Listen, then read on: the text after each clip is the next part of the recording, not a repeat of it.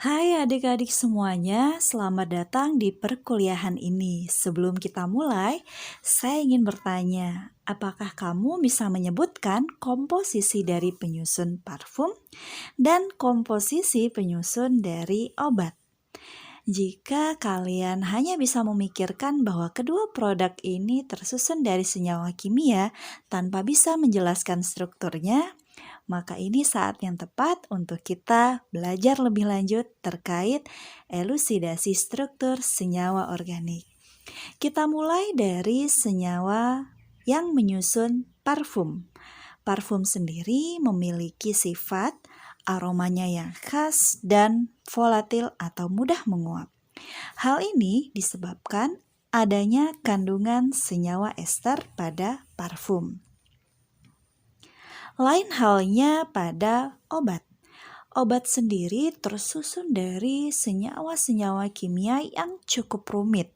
Pada contoh senyawa berikut adalah senyawa ibuprofen yang biasanya digunakan untuk obat penurun panas.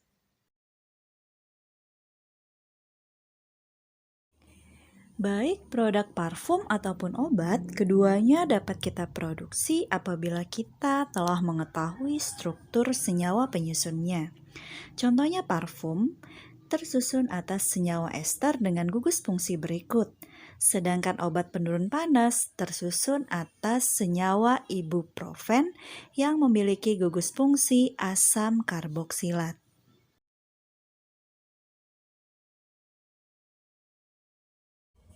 Baik senyawa ester dan asam karboksilat, kedua struktur senyawa ini dapat kita pahami melalui elusidasi struktur. Secara definisi merupakan proses analisis struktur dari senyawa kimia. Sebenarnya ada dua metode analisis yang dapat kita lakukan. Metode kuno kita lakukan analisis kualitatif dan kuantitatif unsur penyusun. Mungkin terdiri dari unsur atom berikut. Lalu kita juga dapat melakukan analisis berat molekul relatif atau MR. Sedangkan analisis yang terakhir yaitu gugus fungsi. Sayangnya metode kuno ini tidak cukup untuk kita dapat menentukan struktur dari senyawa kimia.